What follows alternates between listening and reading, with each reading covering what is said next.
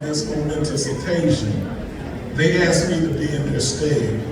Damon Daniels, the CEO of Ad Hoc Group Against Crime, where I serve as a community program coordinator, and Dr. Vernon Howard, the president of SCLC of Greater Kansas City, where I serve as a board member.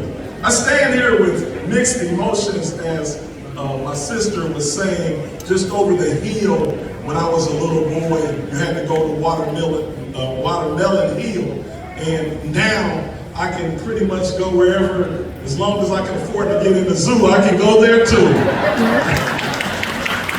With my grandkids. I'm looking at hues of almond, and vanilla, and chocolatey, and I'm loving it this evening.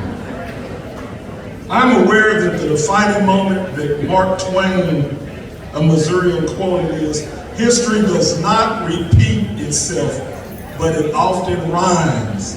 That is to say that there are trends.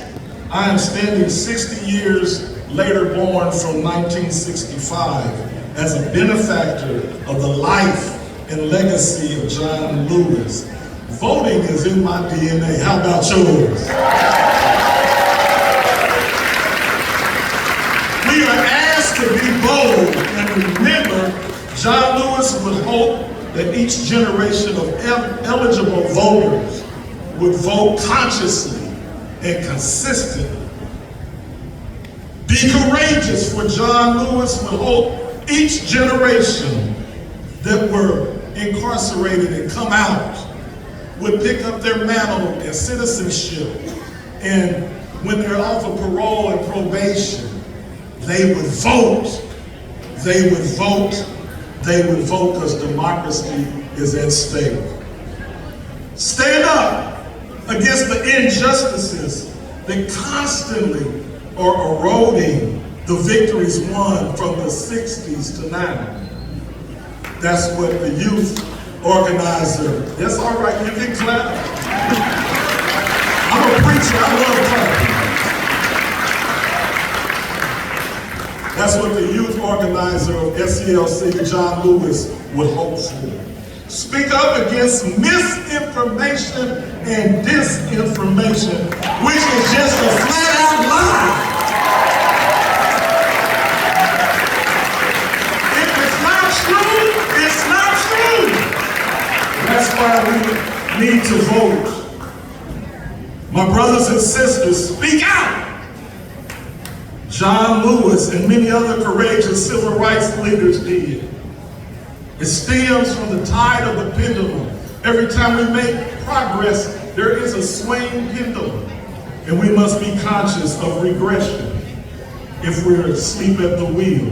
We must be aware of great strides and not move backwards, but keep voting, keep voting, keep voting. We can ill afford to repeat 1870 or 1920 or 1960 to now.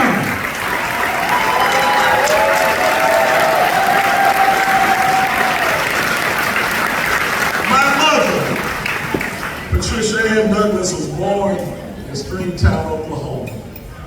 But she would have to go 30 minutes one way to Atoka, Oklahoma. But it took voters in 1954 and such to change where she can walk what is the distance from this end of the pavilion to that end and go to school in walking distance. My father, Frank Sr., had a classmate that at the old place where we would call Fairyland Theme Park, 75th and Prospect, he had a classmate that had to come from Harrisonville, Missouri, to go to R.T. Cole's vocational junior and senior high on 19th and Tracy. He had to spend 2 hours a day just to go to school when he had schools in Harrisonville. But when we vote, we make changes. When we vote, we make changes. So find a way to help our brothers and sisters sign up who are being processed out of incarceration.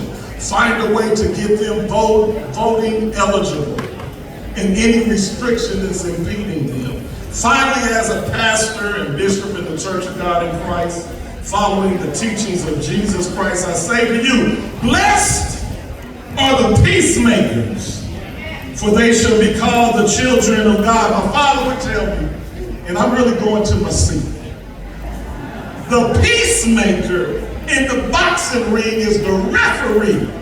Y'all didn't hear me. Be willing to mix it up, discuss it, deliberate and debate, and if you have to, be able to walk out when it's not right, like our senators did this morning. Recognize that voting is a privilege. And one another, it helps us to hold dignity to each one in humankind. God bless you. God bless the legendary John Lewis